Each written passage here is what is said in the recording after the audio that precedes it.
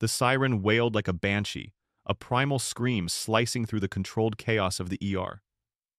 Dr. Eris Thorne didn't even flinch. Her hands, nimble and precise, were already tracing the faint pulse point on a child's wrist, her eyes scanning the monitor for a stable rhythm. Another siren, closer this time, then another, layering the soundscape of impending disaster. This wasn't just a busy Friday night. This was a storm gathering. Eris tightened the bandage, offered the worried mother a reassuring smile that didn't quite reach her exhausted eyes, and moved on. Her shift had just begun, and already the air crackled with the kind of tension that promised to break good people. She had no idea how prophetic that feeling would become. The ER at St. Jude's Hospital hummed with its usual cacophony, the rhythmic beep of monitors, the hushed urgency of nurses' voices, the occasional groan of a patient. For Dr. Eris Thorne, this was home. Not a cozy, comforting home, but a demanding, exhilarating one where every second counted. Tonight, the volume seemed dialed up to 11. Aris, a third-year resident, moved through the organized chaos with an almost preternatural calm, her slender frame belying an immense inner strength. She'd just stabilized a hypothermic homeless man found slumped in an alley, skillfully threading a central line while simultaneously dictating orders for a fractured femur in Bay 3. Her mind, a whirlwind of medical knowledge and immediate patient needs, never seemed to falter. BP's stabilizing, vitals looking better, she murmured to Nurse Jenkins, a seasoned veteran who simply nodded, knowing Eris's assessments were always spot on. Get him warm, full workup for infection, and let's get him some proper nutrition when he's cleared. Her pager vibrated. It was a rapid response call, a code blue in cardiology. Without a word, she was already sprinting down the hall, her white coat flapping behind her. Inside the room, a team was already at work, but the patient was fading fast. Eris assessed the situation in a heartbeat, barking orders, her voice cutting through the panic. Epi now. Charge to 200. Clear. The paddles slammed, the patient's body arched, and then miraculously, the monitor began to show a weak but steady rhythm. She wiped a bead of sweat from her brow, her heart still pounding from the adrenaline, but her focus already shifting. Another life, pulled back from the brink. This was why she did it. Back in the ER, a new patient was being wheeled and a young woman clutching her abdomen, pale with pain. Eris was at her side instantly. What happened? She asked softly, her voice infused with genuine concern. Appendicitis, the paramedic grunted. Looks like it's about to burst. Eris's eyes narrowed. Get her prepped for immediate surgery. Labs, imaging, stat. I want to page Dr. Chen, urgent. She moved with an efficiency that was both awe-inspiring and slightly intimidating to junior staff. She was a force of nature in scrubs, her dedication absolute. But dedication, Eris knew, didn't pay the bills. Her phone buzzed in her pocket, a familiar ringtone that always brought a mix of warmth and anxiety. It was Chloe, her younger sister. Eris stepped into the small, noisy break room, hoping for a moment of peace. Hey, sweet pea, Eris said, trying to inject lightness into her voice. How are you feeling? A bit tired, Ari, Chloe's voice, frail but resilient, drifted through the phone. The new round of chemo is rough. Dr. Ramirez mentioned they want to try a new gene therapy, but Mom already got the estimate. It's a lot. Eris's stomach clenched. Chloe's rare form of leukemia had been a relentless battle for years. Eris, 8 years older, had essentially raised her since their parents died, working multiple jobs through med school, sacrificing everything to ensure Chloe received the best care. The new gene therapy was cutting-edge, promising, and astronomically expensive. Their insurance, despite Eris's meticulously chosen plan, only covered a fraction. Don't you worry about it, Chloe, Eris said, forcing a smile into her voice. We'll figure it out. Always do, right? You just focus on getting better. I'll make some calls tomorrow, see what we can do. I promise. Chloe offered a weak laugh. You always say that, and you always do. You're the best, Ari. The call ended, but the weight of it remained. The hospital salary, even for a resident, was decent, but it was being eaten alive by medical copays, experimental treatment costs, and the endless stream of bills. Eris had recently picked up extra shifts at a walk-in clinic, barely sleeping, her life a blur of patients, charts, and financial spreadsheets. This job wasn't just a career, it was Chloe's lifeline. As she re-entered the ER, she nearly collided with Dr. Robert Wallace, the chief of surgery. Wallace, a man whose expensive suits seemed perpetually crisp and whose smile rarely reached his eyes, was a stickler for protocol, often at the expense of practicality. He saw everything through the lens of liability and budget. "Dr. Thorne," Wallace said, his voice smooth but with an underlying steel. "A word." Eris braced herself. "Yes, Dr. Wallace? I just reviewed your notes from last week's ER visit for Mr. Henderson, the one with the lacerated liver from the construction accident." Wallace tapped a perfectly manicured finger on his tablet. "You ordered 3 additional rounds of imaging beyond what standard protocol dictates, and an experimental broad-spectrum antibiotic that's off the preferred formulary." Eris felt a familiar prickle of irritation. "Mr. Henderson was bleeding internally, Dr. Wallace. His vitals were unstable, and the initial scans were inconclusive. The additional imaging confirmed a secondary, smaller laceration that was missed, and the antibiotic was critical given the risk of infection in his environment. It saved his life." Wallace's lips thinned. "Saving lives, Dr. Thorne, is commendable, but we also have a responsibility to the hospital's bottom line, and more importantly, to risk management. Unapproved procedures, off-formulary medications, excessive diagnostics, these open us up to unnecessary costs and, frankly, liability. We follow protocol, Dr. Thorne, to the letter. Do I make myself clear?" "Patients aren't protocols, Dr. Wallace," Eris retorted, her voice firm despite the tremor of suppressed anger. "They're people. And sometimes protocol isn't enough. They're Wallace. They're all." Wallace's smile vanished. "That kind of thinking is precisely what I'm warning you against. This hospital has a reputation, Dr. Thorne. Don't jeopardize it. Or your career." He turned on his heel and walked away, leaving Eris fuming. The encounter left a sour taste in her mouth, a premonition of conflict that she couldn't shake. The night, she realized, was far from over. The uneasy quiet that followed Dr. Wallace's veiled threat was shattered not long after by the cacophony of multiple sirens converging on the hospital. The dispatcher's voice crackled over the intercom, grim and urgent. "Mass casualty incident, Highway 94, multi-vehicle pileup, involving a police pursuit, expecting high-priority traumas within minutes." The ER instantly transformed. Nurses readied trauma bays, residents prepared intubation kits, and Eris felt the familiar surge of adrenaline sharpening her focus to an almost preternatural degree. This was her element, the crucible, where skill, instinct, and raw courage forged salvation or conceded defeat. The first ambulance screeched to a halt outside, its back doors already swinging open. Paramedics spilled out, pushing a gurney with frantic urgency. "Male, mid-50s, massive blunt force trauma, signs of internal bleeding, BP dropping fast," one shouted, his voice strained. Eris was at the gurney in an instant. Her eyes scanned the patient's face, etched with pain and fading consciousness. "Officer Frank Miller," the paramedic added, "from Precinct 17. He was responding to the pursuit." Officer Miller. A public servant. A protector. He was pale, clammy, his breathing shallow. Eris immediately identified the signs of an aortic transection, a tearing of the main artery from the heart, often fatal. It was a ticking time bomb. "Get him to Trauma Bay 1. Crash cart ready, IV access, massive transfusion protocol." Just as she was giving orders, another gurney was wheeled in, paramedics shouting with equal urgency. "Male, early 60s, severe abdominal pain, possible ruptured spleen, stable for now but complaining loudly." This patient, though also injured, was far more vocal. "I'm Councilman Thomas Harrington. Do you know who I am? I demand immediate attention. Get these people out of my way." Eris glanced at the councilman, then back at Officer Miller. The cop was fading, fast. He had, at best, 10 minutes. The cardiac surgeon on call, Dr. Evans, was 20 minutes out, stuck in traffic on the other side of the city. Without immediate intervention, Miller would be dead before Evans even arrived. There was only one hope: a resuscitative endovascular balloon occlusion of the aorta, or REBOA. It was a cutting-edge procedure, still relatively new, and considered highly experimental by the hospital administration. It involved inserting a balloon-tipped catheter into the aorta to temporarily stop blood flow, allowing time for a surgeon to repair the damage.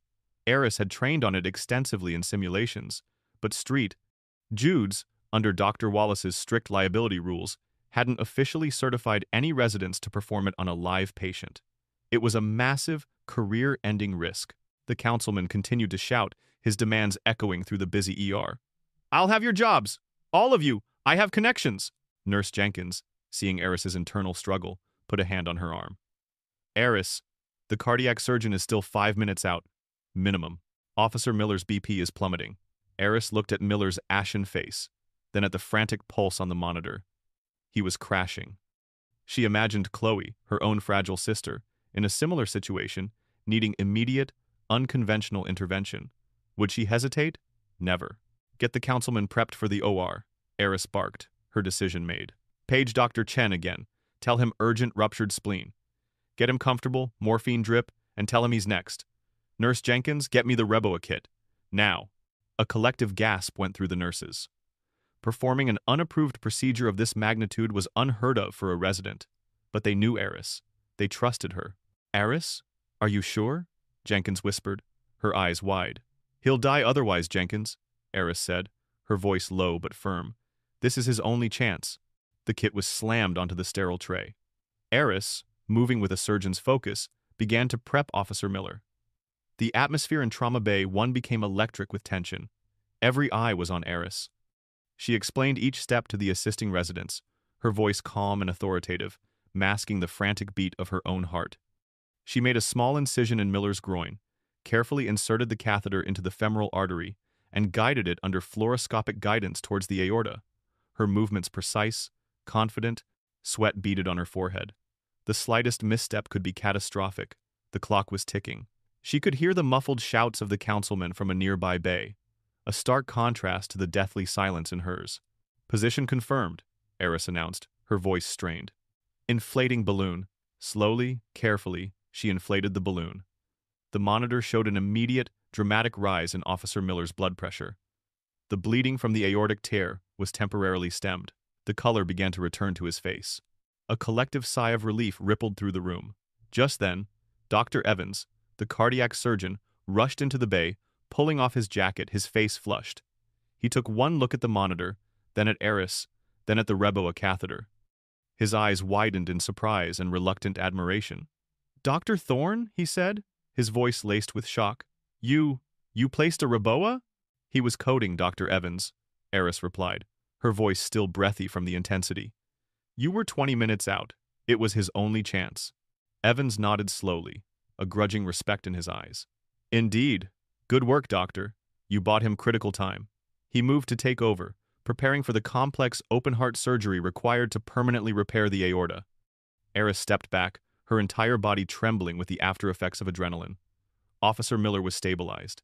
He was alive. For now, she had saved him.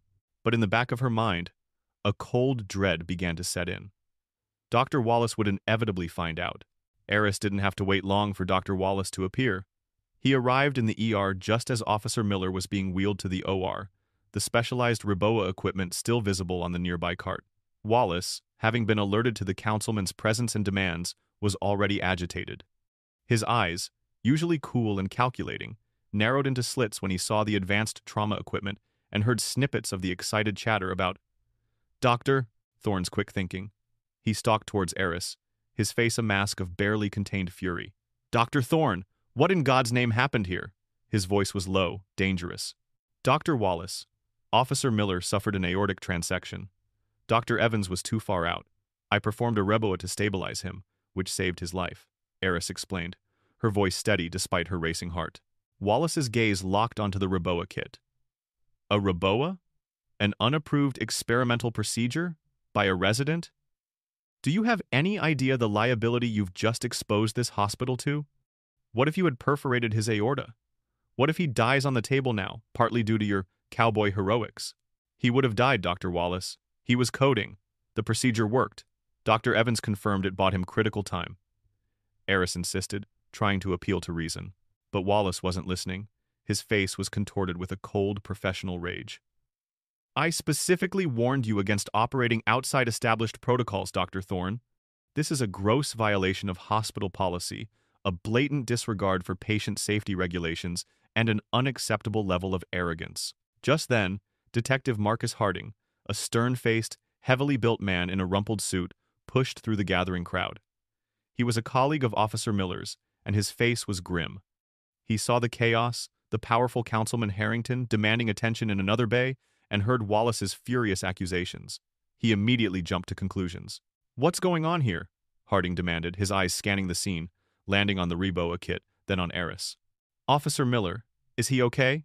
"He's in surgery, Detective," Eris began. "He had a critical aortic injury, and this doctor here, in her infinite wisdom, decided to perform an experimental procedure on him without proper authorization." Wallace interjected, seizing the opportunity to underscore his point to an outside authority figure. "We're lucky he's even alive to make it to the ore." Harding's gaze hardened as he looked at Eris. His immediate assumption, fueled by Wallace's words and his own prejudice, was that Eris had somehow jeopardized his fellow officer, perhaps even prioritized the loud, well-connected councilman over the quietly suffering cop.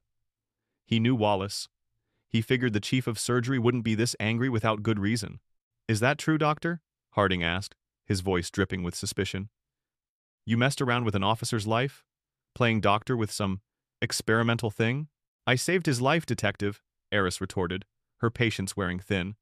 "He would have bled out waiting for the cardiac surgeon. I had no other choice." "No other choice?" Harding scoffed. "Or no authorized choice?" "There's a big difference, Doctor. You better pray he makes it, for your sake." He leaned in, his voice dropping to a menacing whisper. "Because if anything happens to Miller, I'll personally make sure you answer for it. This isn't just a hospital policy violation, this is potentially reckless endangerment of a police officer." The implicit threat hung heavy in the air. Eris felt a cold dread settle in her stomach. She had faced irate family members, angry patients, and demanding superiors, but this was different. This was an accusation of criminal intent. Wallace, seeing Harding's aggressive stance, puffed out his chest. "Detective Harding makes an excellent point. Dr. Thorne, your actions tonight are unacceptable. Effective immediately, you are suspended from all duties, pending a full review board hearing. I want your badge, your hospital ID, and your access card. Now." Eris stared at him, stunned. "Dr. Wallace, you can't be serious. I just saved a man's life. A police officer." "Your actions were a gross breach of trust and a direct defiance of my explicit warnings, Dr. Thorne," Wallace said, his voice cold and final. "I will not have a rogue resident jeopardizing this institution." Security. Two burly security guards, already aware of the commotion, stepped forward. Eris, feeling a wave of disbelief and humiliation wash over her, slowly unclipped her hospital ID badge. Her hands trembled slightly as she handed it over, along with her access card. Her name, Eris Thorne, was etched into the plastic, now a symbol of her sudden, catastrophic downfall. As the guards escorted her past her stunned colleagues, she saw the mixture of pity and fear in their eyes. No one dared speak up. No one dared challenge Dr. Wallace. She walked out of the ER, the frantic beeping of monitors fading behind her, the heavy glass doors swinging shut on her career, on her future. The cold night air hit her face, a stark contrast to the burning injustice in her heart. She had saved a life, and in return, she had lost everything. The weight of Chloe's future, so carefully balanced on her shoulders, now threatened to crush her. The next morning, the bitter taste of stale coffee couldn't mask the acrid tang of despair in Eris's mouth. Her small apartment, usually a sanctuary of quiet study and precious moments with Chloe, felt like a prison. Her phone, which usually buzzed incessantly with hospital updates, was eerily silent. She checked her personal email, her heart pounding with a desperate, foolish hope that perhaps it had all been a terrible misunderstanding. Instead, an official email from Street Jude's Human Resources stared back at her. The subject line was stark. "Regarding your employment status." Eris's breath hitched. She clicked it open, her fingers trembling. The words blurred, then sharpened into cruel focus. "Dear Dr. Thorne, further to your suspension on October 27th, and following an expedited review of the incident involving Officer Frank Miller, the hospital administration has determined that your actions constituted gross negligence and a severe breach of established medical protocols. Due to the significant liability and reputational risk posed to Street Jude's Hospital by your unauthorized procedures, your employment has been terminated, effective immediately. Your final paycheck will be mailed to your address on file. Please ensure all hospital property is returned by end of day. Any appeals must be filed through the proper channels outlined in the employee handbook, though we advise that the decision is final." There was no warmth, no acknowledgement of her years of dedicated service, no mention of the life she saved. Just cold corporate jargon. Terminated. Fired. The word echoed in her mind, hollow and terrifying. Her phone rang again, this time with a number she didn't recognize. It was her bank. Dr. Thorne, we're calling to inform you that your last paycheck from Street Jude's has not been deposited. Your account is now significantly overdrawn. We regret to inform you that without an immediate deposit, several automatic payments, including your rent and your sister's medical bill, will be returned. Eris's head spun. Her last paycheck. She hadn't even received it yet. This was a nightmare. Chloe's new gene therapy, already so precarious, depended on timely payments. The hospital insurance through Street Jude's had been the best she could get. Now that was gone too. How long would it take to find a new job, let alone new insurance? She stared around her small apartment, the worn sofa, the stack of medical textbooks, the framed photos of a smiling Chloe. What could she sell? Her grandmother's antique watch? A graduation gift? Her prized first edition medical texts? The thought of parting with them felt like another limb being severed. The pharmaceutical company called next, their automated voicemail informing her that Chloe's specialized medication could not be refilled without immediate payment or updated insurance information. Another door slammed shut. The walls of her life, meticulously built and maintained through years of grueling work, were crumbling around her. Then came the certified letter. The official seal of the state medical board stared up at her from the envelope. Eris's hands shook as she tore it open. Inside, a formal complaint. Street Jude's Hospital, specifically Dr. Robert Wallace, had formally reported her for unprofessional conduct, gross negligence, and performing unauthorized medical procedures. The letter stated that her medical license was now under review, and she was prohibited from practicing medicine in the state until a full hearing could be convened. The process, it warned, could take months, even years. Years, without being able to practice, without a salary, without the ability to earn money to save Chloe. It wasn't just her job, it was her entire professional identity, her ability to care for her sister, her life's purpose, all being stripped away. The system, that impenetrable, bureaucratic beast, was slowly but surely crushing her. The sheer injustice of it made her chest ache, a silent scream trapped in her throat. She had saved a man's life, and for that, she was being systematically dismantled. The knock on Eris's door was loud, authoritative, and utterly unwelcome. It was late afternoon, the city's gray light fading into an even grayer dusk. She peered through the peephole. Detective Marcus Harding stood on her stoop, his bulky frame filling the frame, his expression grim. He wasn't in uniform, but his presence radiated a palpable air of official menace. Eris's heart sank. She knew this wasn't good. She opened the door a crack. "Detective Harding, what do you want?" Harding pushed the door open wider, forcing her to step back. He entered her small living room without invitation, his eyes sweeping over her modest belongings, lingering for a moment on the framed photo of Chloe. "Just a follow-up, doctor. Unofficial, of course." His voice was low, but carried a distinct edge of thinly veiled contempt. "Officer Miller is still in critical condition, you know," he said, his tone accusatory. "Touch and go. And guess what? The word around the precinct is that your little stunt with that experimental procedure is why. Messed him up worse than the accident, some are saying." Eris felt a surge of cold fury. "That's a lie! Dr. Evans, the cardiac surgeon, confirmed the Reboa stabilized him. It bought him time that he wouldn't have had otherwise." Harding merely smirked. "Surgeons stick together, don't they? Doctors protecting doctors. Convenient. But the police don't play those games. We see a civilian endangering one of our own. We call it Wooded Island. And the DA is looking at this very closely. Dr. Thorne. Reckless endangerment. Assault with a deadly weapon, some might even argue. Your little hero act could land you in jail." He walked slowly around her tiny apartment, picking up a framed medical certificate, then replacing it with a dismissive flick of his wrist. "Funny, isn't it? One day you're a hotshot doctor, the next you're facing serious charges. All because you couldn't follow the rules. It's a shame, really. All that talent? Wasted. But then, some people just think they're above the law, don't they? Even the laws of medicine." Eris clenched her fists, her nails digging into her palms. "I saved his life. I fulfilled my oath. I did what any good doctor would do." Harding stopped in front of her, his eyes cold and unwavering. "You violated protocol. You jeopardized a police officer. And now you're unemployed, facing a medical board investigation. and potentially criminal charges. Seems like your oath didn't do you much good, did it? I just came by to make sure you understood the gravity of your situation. Don't try to leave town, Doctor. We'll be watching. He turned, a cruel smile playing on his lips, and let himself out, leaving the lingering stench of his self-righteousness in her apartment. The door slammed shut behind him, a sound of definitive finality. Desperate, Eris scrolled through her contacts, finally landing on Dr. Chen's number. Chen was a fellow resident, a close friend, who had been in the ER that night, albeit in another bay. He had seen the chaos, heard the councilman's demands, and watched Eris's skilled intervention. Surely he would speak up. She called him, her voice thick with desperation. Chen, please, I need your help. Wallace is trying to destroy me. He's fired me, reported me to the board. Harding is threatening criminal charges. You were there. You saw what happened. You know I saved Miller's life. There was a long, uncomfortable silence on the other end. Then Chen's voice, tight with fear, responded. Eris, I can't. I'm sorry. Wallace.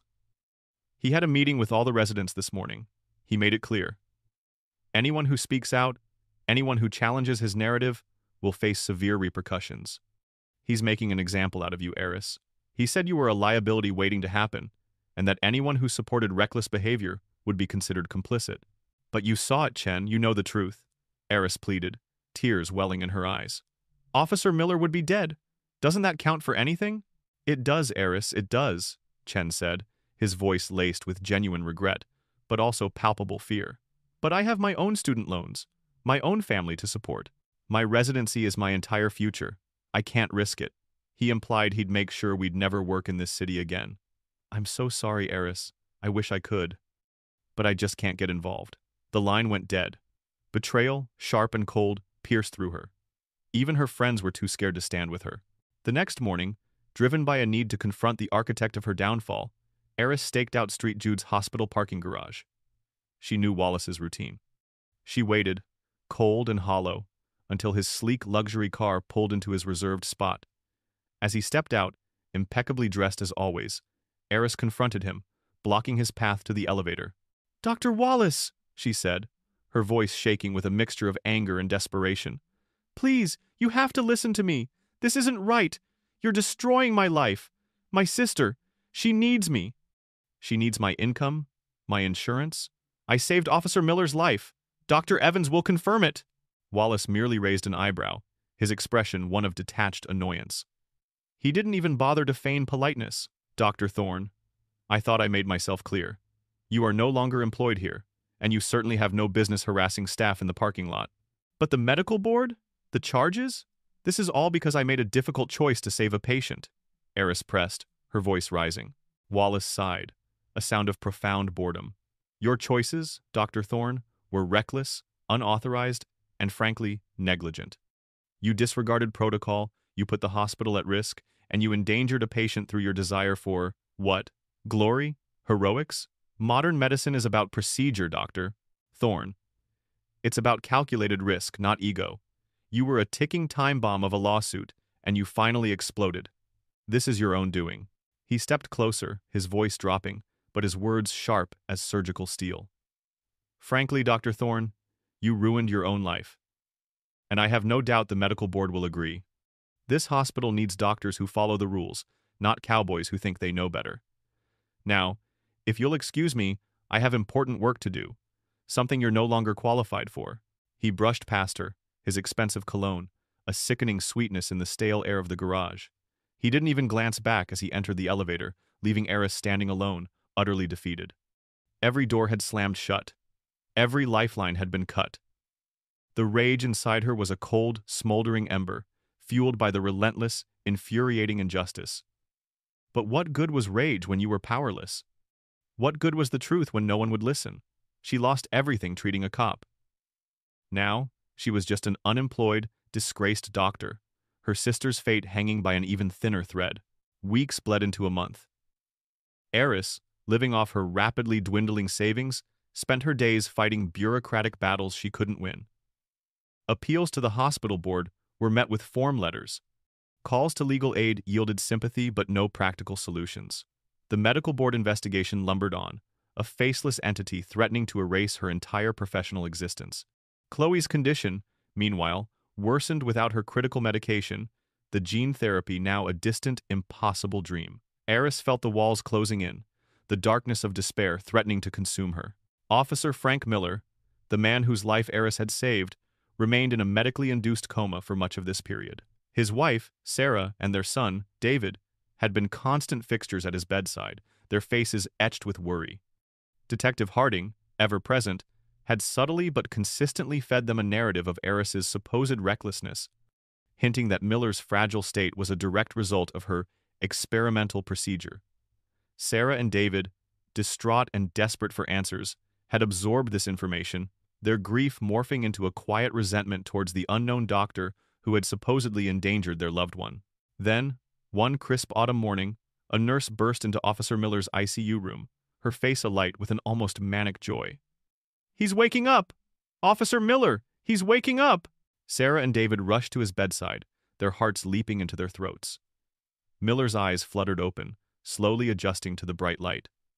He was weak, disoriented, but undeniably awake. His gaze found his wife's, then his son's, and a faint smile touched his lips. "Frank, oh thank God," Sarah whispered, clutching his hand. After the initial medical assessments and a joyous reunion, Miller began to speak, his voice raspy and faint. "Sarah? David?" He paused, struggling for breath. I remember the crash." Then, his brow furrowed, a flicker of urgency in his eyes. "The doctor, the young woman, she saved me. Everyone else was letting me die." Sarah exchanged a confused glance with David. "What are you talking about, Frank?" Detective Harding said. Miller shook his head weakly. No. There was a lot of yelling, a councilman demanding treatment, and I was fading. The young doctor." She came over. She said, "He'll die otherwise." She put a tube in me, a balloon, right before I passed out. She saved me. The revelation hit Sarah and David like a physical blow. Their entire understanding of the incident, carefully constructed by Detective Harding, shattered. They had been told the procedure was dangerous, that Eris had been reckless. But Frank's words were unequivocal. He wasn't accusing, he was crediting. He was grateful. Just then, Dr. Evans, the cardiac surgeon, arrived for his rounds. He had performed the definitive surgery on Miller and had been following his progress closely. Sarah, seizing the moment, pressed him. "Dr. Evans, Frank just said a young doctor saved him with some kind of balloon procedure. What was that?" Detective Harding said it was dangerous. Dr. Evans, a man of quiet integrity, looked at them, then at Miller. He knew the truth, and he had been deeply troubled by Dr. Wallace's actions and Harding's narrative. "Your husband is absolutely right, Mrs. Miller," he said, his voice clear and firm. "Officer Miller suffered a complete aortic transection. It's almost always fatal. The Reboa procedure performed by Dr. Eris Thorne, an emergency placement of a balloon catheter to temporarily stop the bleeding, was the only thing that could have saved him. She performed it flawlessly. Without her quick thinking and exceptional skill, Officer Miller would not have made it to my operating table. He would have died in the ER." The confirmation hung in the air, a shocking counterpoint to everything they had been told. Sarah and David stared at each other, their faces slowly transitioning from confusion to a cold, simmering anger. Not at Eris, but at the deception, at the injustice. Officer Miller's first words upon waking had not only heralded his recovery, but had also ignited the first crucial crack in the wall of lies that had been built around Dr. Eris Thorne. The truth, finally, had a voice. The moment Sarah and David Miller left Officer Miller's hospital room, their path was clear.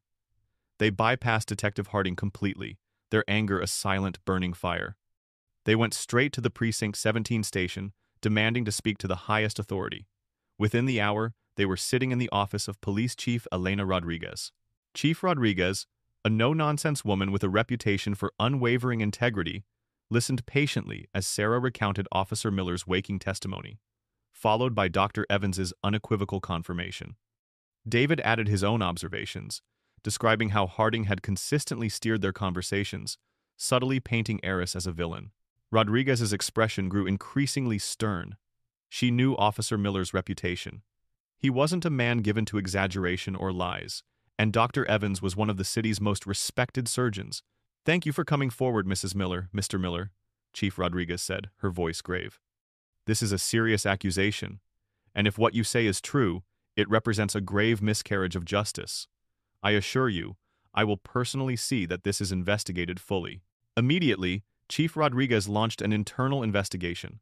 She assigned Captain Morales, the head of internal affairs, a man known for his meticulousness and impartiality, to the case. Morales didn't waste a second. He pulled all security footage from the night of the incident. The cameras captured the frantic pace, the councilman's loud demands, and Eris's focused, unhesitating work on Officer Miller. They captured the moment Dr. Wallace confronted Eris, his furious accusations, and they captured Detective Harding's aggressive interrogation and his subsequent smug exit. Morales also interviewed every nurse and resident who had been present in the ER that night. Initially, many were hesitant, fearful of Dr. Wallace's retribution. But under the formal weight of an internal affairs investigation, with the implied threat of obstruction charges, their testimonies began to align with Eris's account. Nurse Jenkins, brave now, detailed how Eris had to choose between two dying patients and opted for the one with the worst prognosis. The cardiac surgeon, Dr. Evans, provided a detailed medical report, explicitly stating that the Reboa procedure was the sole factor in keeping Officer Miller alive long enough for definitive surgery. He even praised Eris's technical skill. The most damning evidence, however, came from the interview of a junior officer who had been at the scene. He revealed that Detective Harding had explicitly told him and other patrolmen to avoid talking to that rogue doctor, and to tell anyone who asked that she almost killed Miller. Harding had actively suppressed witness statements that would have supported Eris. With a growing mountain of evidence, Captain Morales confronted Detective Harding. Harding, initially arrogant and dismissive, crumbled under the weight of the undeniable facts and the footage. He tried to backtrack, claiming he was simply protecting a fellow officer, but his intent to defame Eris and obstruct justice was clear. Chief Rodriguez, infuriated by Harding's abuse of power and his blatant disregard for the truth, immediately suspended him without pay, pending a full internal review that would likely lead to his termination and potentially criminal charges. "You used your badge to persecute an innocent woman, detective," she told him, her voice cold with disgust. "You dishonored this department. We don't protect our own by sacrificing the truth." Simultaneously, the Internal Affairs report, detailing Dr. Wallace's false accusations and his vengeful pursuit of Eris, was sent directly to the St. Jude's Hospital Board of Directors.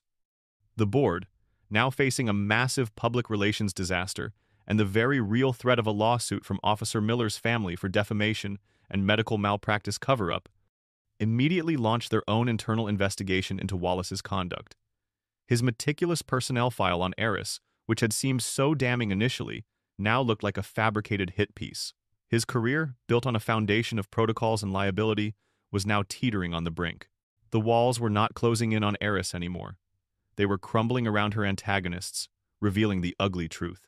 2 days later, Eris sat in her desolate apartment, staring at the eviction notice now taped to her door. She had resigned herself to the worst. The medical board hadn't issued a final decision, but the silence felt like an ominous judgment. Chloe was getting weaker. There was nothing left to fight with. Then her phone rang. An unfamiliar number. She answered, her voice tired. "Dr. Thorne? This is Chief Rodriguez from Precinct 17. I believe we have some good news for you. We'd like to formally invite you down to the precinct. It's important." Eris's heart pounded. Important. That usually meant bad. Had Harding succeeded? Were they finally charging her? She told the chief she'd be there, her voice flat with resignation. She put on the least stained of her few remaining outfits, took a deep, shaky breath, and walked out the door. The walk to the precinct felt like a death march. Each step was heavy, laden with the weight of her lost career, her sick sister, her shattered hopes. She imagined walking into an interrogation room, facing the sneering face of Detective Harding, being formally charged. This was it, the end. As she turned the corner and the precinct building came into view, she stopped dead. Her eyes widened, her jaw slacked. The street in front of the building was blocked off by police cars, their lights silently flashing. Dozens, perhaps 100, police officers, both uniformed and plainclothes, stood in formation, facing the precinct doors. A small crowd of citizens had gathered, curious and quiet. Eris felt a surge of panic. Was this some kind of protest against her? Was she about to be publicly shamed? As she approached the front steps, The heavy glass doors of the precinct swung open. Standing there, bathed in the autumn sunlight, were Chief Rodriguez, Captain Morales, and Officer Frank Miller. Miller, looking thin but resolute, was in a wheelchair, pushed gently by his son, David. And standing beside them, looking utterly broken, his face pale and eyes downcast, was Dr. Robert Wallace. Chief Rodriguez stepped forward, her voice amplified by a small microphone, resonating through the hushed street. "Dr. Eris Thorne," she began, her gaze unwavering as she met Eris's stunned eyes. "On behalf of the entire city police department, I stand before you today to offer our most profound and heartfelt apology." Eris stared, speechless, tears pricking her eyes. "It has come to our attention," Rodriguez continued, "that due to a severe abuse of power by one of our own, and a grave misunderstanding of the events that transpired, you were unjustly accused, defamed, and suffered immense personal and professional hardship. Our internal investigation has unequivocally confirmed that on the night of October 27th, you, Dr. Thorne, saved the life of Officer Frank Miller through extraordinary skill, courage, and a dedication to your oath that went above and beyond the call of duty." She turned to Officer Miller, who with a struggle raised a weak hand. "Thank you, Doctor," he rasped, his voice filled with genuine emotion. "You saved my life. I wouldn't be here without you." Chief Rodriguez faced Eris again. "Detective Marcus Harding has been suspended and faces termination. Dr. Wallace," she gestured to the crumpled figure, "is under investigation by the hospital board for his actions. The hospital has already informed us they are retracting their complaint to the medical board and will be offering you a full reinstatement, back pay, and a formal public apology. We, the police department, will personally provide legal counsel to help you clear your name fully, and I will personally testify to the medical board on your behalf." Eris could only stand there, tears now streaming down her face, the weight of weeks of despair finally lifting, replaced by an overwhelming wave of relief and disbelief. Then, Chief Rodriguez stepped back. She looked at the assembled officers, and then, slowly, she raised her hand to her brow in a sharp, formal salute. And as one, in perfect, synchronized motion, every single police officer on that street, dozens of men and women in uniform, from every precinct in the city, raised their hands to their brows. A silent, powerful, collective salute. A gesture of ultimate respect, of gratitude, of profound vindication. Eris Thorne, who had lost everything treating a cop, stood amidst a sea of blue uniforms, and watched as the entire police force saluted her. The sun, finally breaking through the autumn clouds, shone down, illuminating the scene, a beacon of justice restored. The silence was deafening, yet it spoke volumes. She was not alone. She was not defeated. She was recognized, honored, and finally, undeniably, seen.